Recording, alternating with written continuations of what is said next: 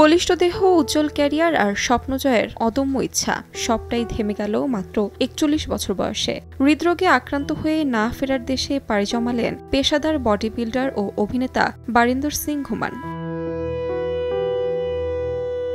বৃহস্পতিবার সন্ধ্যায় হঠাৎ কাঁধে ব্যথা অনুভব করেন বারিন্দর।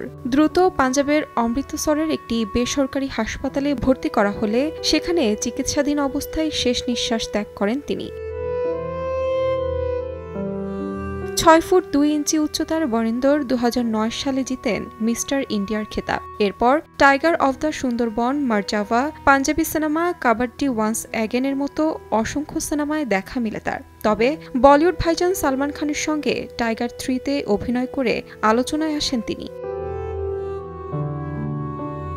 বারিন্দরের মৃত্যুর খবরে সহকর্মী ও শুভাকাঙ্ক্ষীদের মাঝে নেমে এসেছে শোকের ছায়া। শক্তিমান দেহের মানুষটির হঠাৎ চলে যাওয়া ভাবিয়ে তুলেছে অনুরাগীদের। তাহমিনা তন্নি, সময় সংবাদ।